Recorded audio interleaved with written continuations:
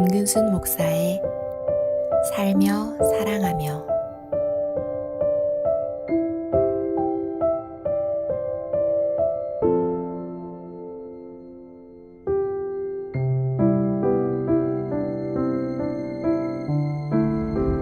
최근 개신교 안에서도 유신 진화론을 선택하는 사람들이 제법 많아지고 있습니다.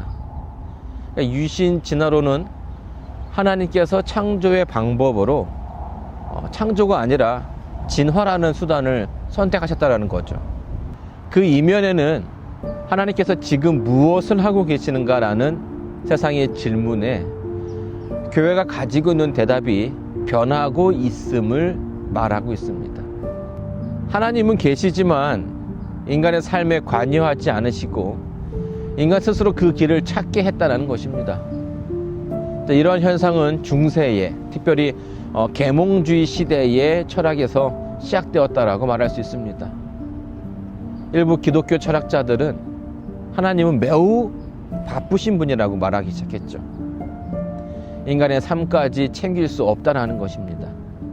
나중에는 신이 죽었다고 이르는 기독교 철학자들이 나타나기 시작했죠.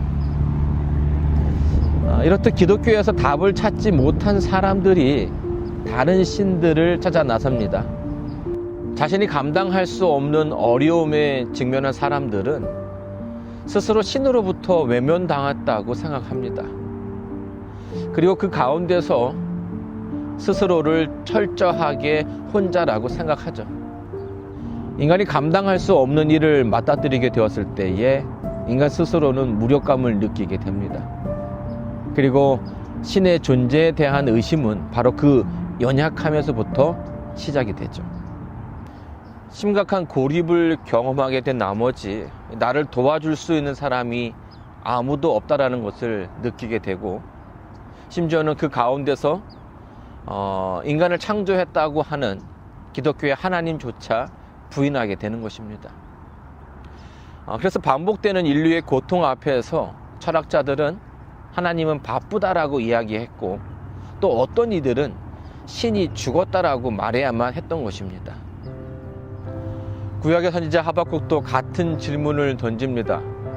하나님이 계시다면 왜 세상은 부패하고 있는가?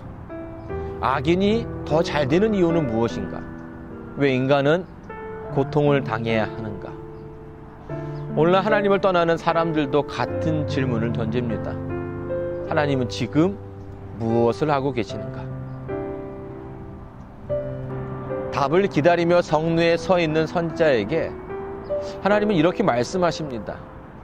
의인은 믿음으로 말미암아 살리라.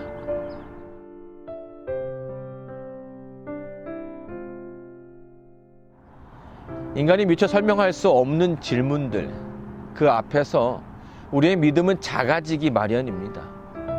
그러나 하나님께서는 그 질문에 대해서 당신에 대한 존재를 증명하기보다는 믿음에 대해서 언급하고 계십니다. 갓난 아이에게 엄마라는 존재는 생명의 전부이죠. 먹여주고 재워주고 모든 것을 해결해 줍니다. 그래서 아이는 문제가 생기면 엄마를 부르죠. 이런 아이에게 엄마의 모습이 보이지 않는다는 것은 공포 그 자체입니다. 그래서 엄마가 보이지 않으면 아이는 울기 시작합니다. 자신이 혼자라는 공포가 아이를 울게 만드는 거죠. 그래서 엄마는 화장실에 갈 때도 마음대로 갈 수 없습니다. 간다고 할지라도 문을 열어놔야 하는 거죠. 그래야 아이에게 안정을 줄 수 있기 때문입니다.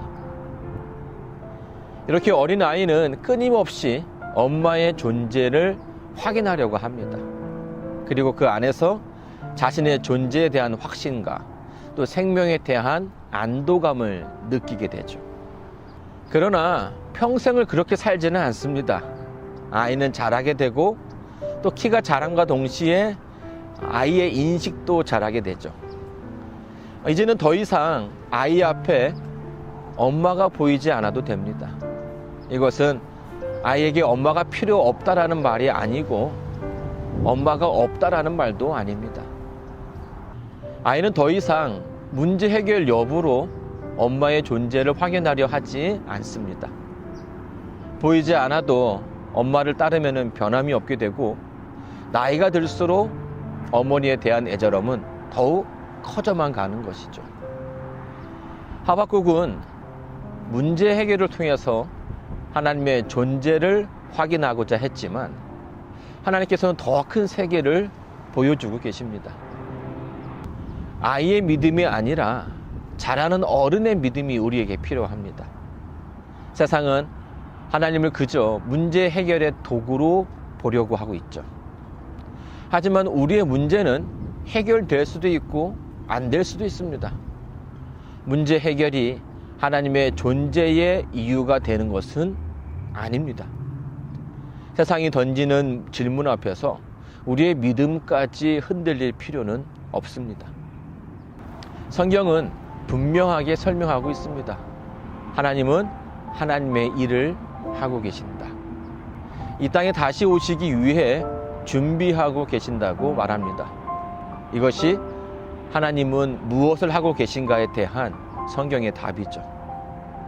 이제 하나님께서 우리에게 물으십니다. 이것을 너희가 믿느냐?